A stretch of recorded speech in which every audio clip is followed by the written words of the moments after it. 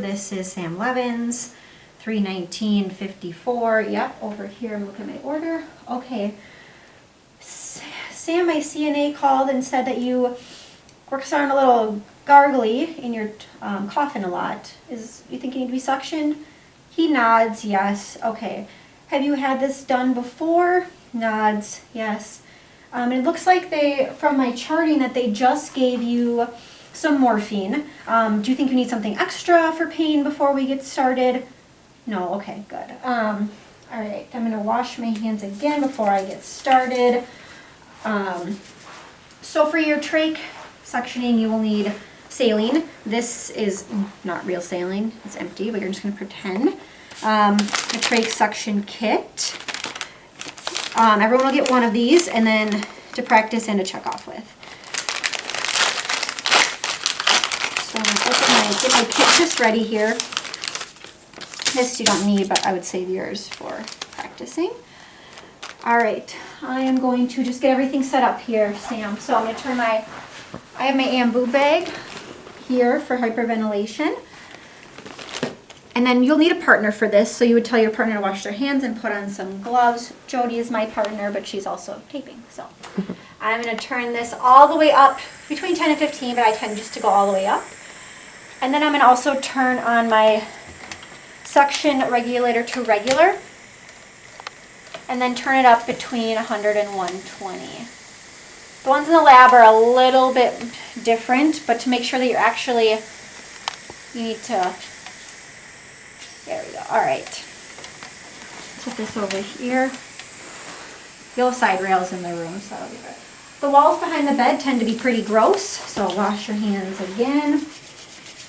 This table is clean. I cleaned it before we got started. I'm going to put on any type of PPE I think I need. Some people will make their life goal never to get any sort of patient's secretions or anything on them. So if you feel like you need goggles, gown, we already are wearing masks, then feel free.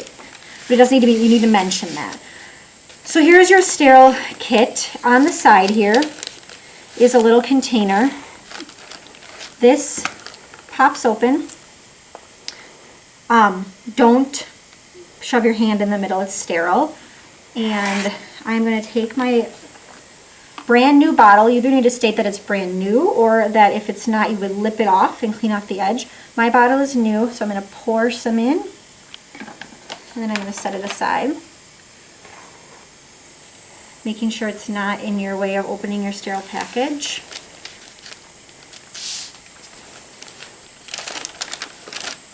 And then I'm going to flip it around. So I'm right-handed, so when I reset up my kit, I'm going to want to stick that little box that I just pulled out on this side. So when you set up your kit so you succeed. So if you look at your sterile glove kit with your 1-inch border here. So the sterile gloves in these kits look like you belong working at Subway. So what we want you guys to do is take either sterile gloves that you may have from previous and put them in, or use just the regular gloves and pretend they're sterile and set them up how it works for you. These are ginormous, so unless you have really big hands, they might work. And they're also placed on top of each other, so I'm going to step back, down my sterile gloves.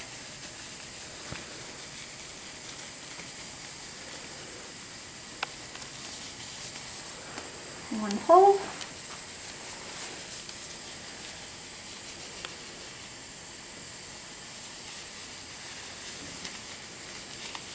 All right, so if you have small hands like I do, but I want to show you with these.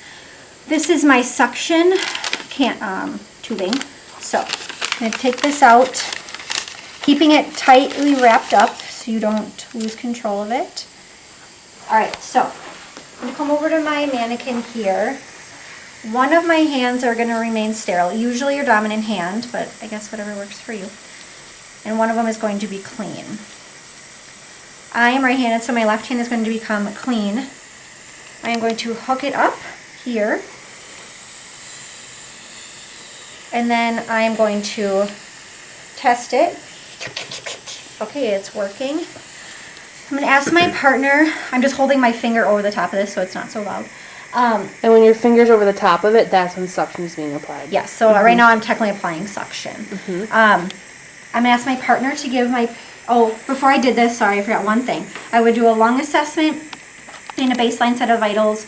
Most people with trachs tend to be on a pulse ox continuously, but if they're not, I would apply one. Okay, his oxygen, I'm looking at it, it's about 88, so he definitely needs to be suctioned. So I'm going to have my partner hyperventilate him with 2 breaths with the Ambuve. One-handed, guys. Okay. All right, and then, okay, think you're ready here, Sam? He nods to me. And then I'm going to go in, not applying suction on the way down. Okay, I hit the bottom, he coughs, pull out a centimeter. And as I am pulling out, I am going to twist, twirl, and intermittently apply suction. So lifting off and on. Okay, how you feeling, Sam? He nods, waves his hand so-so. Okay, I'm going to let him wait a minute before passes. We're going to say it's been a minute. He's still sitting about 89, so I'm going to hyperoxygenate him again.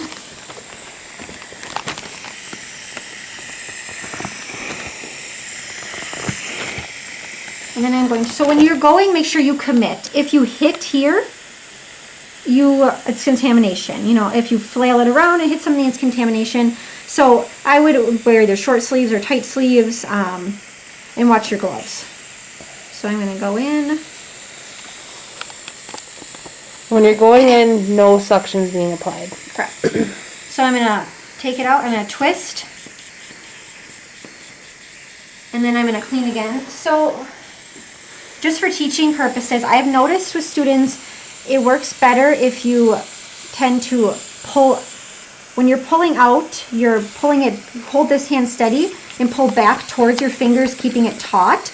If you try to ball it up in your fingers, it's when you tend to lose control of it. And it kind of flails out. Can you do it one more time? I just didn't have it good. So you're going to pull out, keep this hand where it is, using this, your clean hand over here, pull it through your fingers and suction and twirl. Yeah.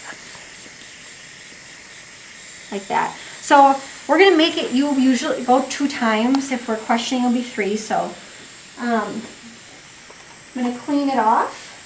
I'm going to wrap my suction in my glove. When you're practicing, don't throw them away, but you'll keep them.